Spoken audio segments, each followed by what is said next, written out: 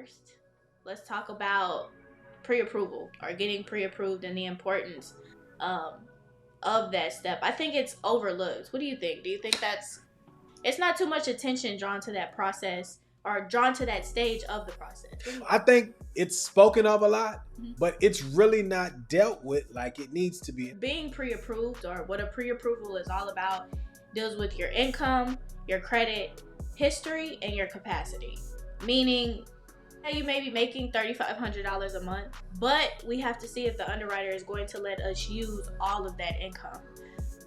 And then we're looking at your credit history, your credit scores, your trade lines, things of that nature.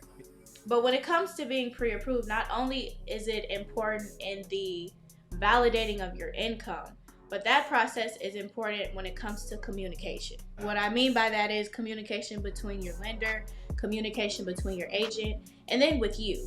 If you're someone who's looking for down payment assistance, it's implied that you don't have all the monies to help get you into this house. So with the pre-approval, the lender is able to talk with your agent and figure out what concessions you may need from the seller.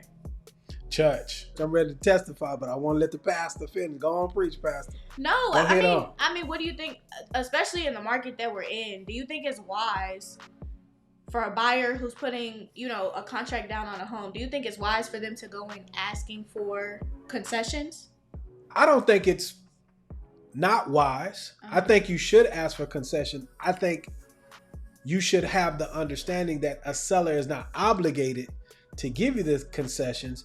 And I don't think it's wise for you to go into this process without a game plan. That said, it's also very important for you to partner with the right people, especially if you're looking for down payment assistance, because as you said, you don't have all of the money, right? i.e. you're looking for DPAs. As a matter of fact, what we were alluding to in the intro was a deal, down payment assistance, after we actually got the certified verification of employment from the applicant's employers. Yeah. We then found that they made too much money for the program. But everybody's in a hurry.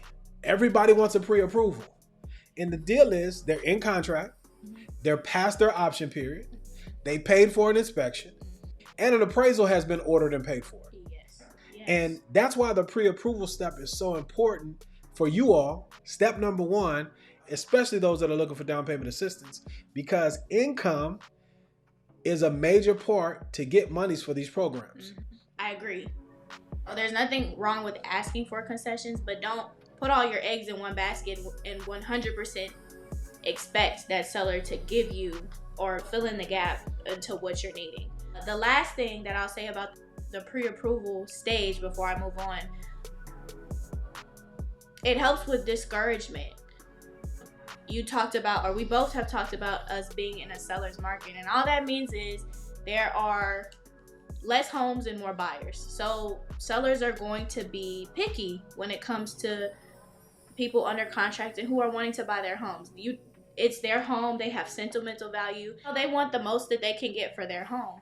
And if you're a buyer coming and you need some help, there may be someone else who has a cash offer or someone else who's in a position that they want to accept over you. So with the pre-approval, it helps with the discouragement, because not only are you coming to them with your scenario, but you're approved. A pre-approval is better than a pre-qualification. It's not guaranteed, but based on what the lender has seen so far, those numbers are accurate. Yeah. You know what I mean? Yeah. So it helps with discouragement here in this market. And as a buyer, it helps you not to waste your time, not just waste your money, but time is something that you can't get back. That's also an asset that we don't put a lot of emphasis on. Trust me, if you slow down in the beginning, picking your partners, picking the team, and then supplying the information up front, you can run in the end, okay? Because speed is necessary because there's a lot of competition. Yep. And you don't want to have any potential bombs. So you said three things. What's number two? The cost. With down payment assistance programs, your interest rate is going to be a little higher as opposed to you just using a regular FHA, VA, conventional USDA, regular type loan. And there are costs that are associated with those programs. And a lot of times those costs add up to thousands of dollars, which are eating into the monies that you're getting from the program. And that's why you got to have some money, Yes. Michaela. You got to. It's, you said it in the beginning. It's down payment assistance.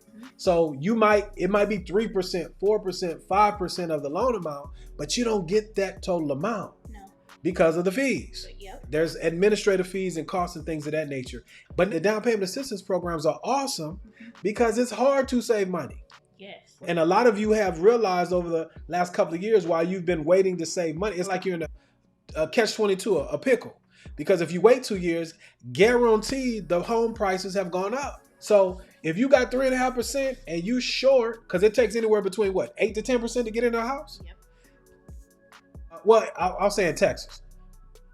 Other states, it could be less because of the taxes. That's true. Right? But in Texas, 8 to 10% of where you are, on top of some of these other fees, and you only have 3.5%, and you're in some of these hotter markets, you may have to wait. Yep. And so by waiting and understanding this, you don't get discouraged. No. You're not wasting your time, and you have a plan of action. You have a roadmap, Michaela, on what you need to do to get the monies that you need to get for a strike price, and then you're not out of money and you're not discouraged. Right.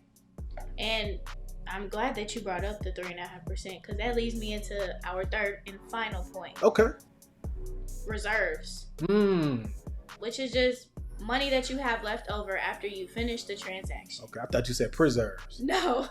There I go. Reserves. I'm trying to, boy, this sugar working. I'm trying to go a couple of days on the sugar, boy. I don't know if I'm gonna make it. Man, no. Y'all pray for me. Reserves. Okay, reserves. Okay, go ahead. My bad. You have PITI, principal, Interest, taxes, and insurance. And if you could have at least 2 months of that in your bank account or somewhere that you can, it's tangible, you can touch it. What? It looks good on you if you have more reserves saved up. Dealing with underwriters and the softwares and things that we use, it benefits you all in those. Not only will it help you potentially with underwriting, like you said, with the software that we use, because the algorithm takes that into account. Yes. Because the algorithm doesn't want you to be house rich and what? Cash poor. Because maintenance and life always happen. Yep. You're 100% on that point. Because you don't want to go into a home and you don't have any money. Left, yeah. 2 months PITI, that's the house payment. You should have that at minimum, or like she said, have access to a 401k or some place that you can liquidate when something goes wrong. And that's even with new home. Oh, you hit, because with my position, I look more at presenting a file to the underwriter. To get it approved. Yes, Yeah, and that just goes to my mindset. But as you say in your business, he's looking out for you all. We're all looking out for you all. We need the housing market to survive because in 2 years I want a house. Right. So we want to make sure that you guys not only get the house, but you're successful in the house and you have money after you bought the house. You know what I mean? Ultimately, I feel like when you win, we win. Because Mm-hmm. here's the deal, young lady. Ownership is at stake because there's a shortage of homes. And they ain't building no more. They They're ain't. Not. They ain't. Or if they're building, it's at a very slow rate. You've got this many people who. Come on. This many people who need houses, and we only have this many. And because of that last recession, builders are smart. Yeah. They're not going to be their own competition. No. So there's a lot of multifamily coming online, and you'll start seeing on these channels that you're watching in other places, people are now starting to lament, oh, I can't afford it, and I can't afford it. It's going up. Yes. So get on the property ladder when you can.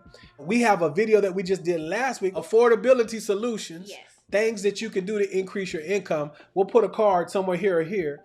Avail yourself to that information because all of the things that we're doing here is really to help you. We want to be here and be a resource for you to help you out. So to recap, give them the 3 things. So number 1, make sure that you are pre-approved properly. Number 2 is dealing with the down payment assistance costs or fees. And then the last point is dealing with your reserves and the money that you have over after you've closed on a home. There it is. There it is. You got anything else? No, I think that's it. If you like content like this, hit the subscribe button, follow the channel, and check out the playlist for more content like this. Be good to one another. Let grace abound. And until the next time, Peace. y'all be blessed.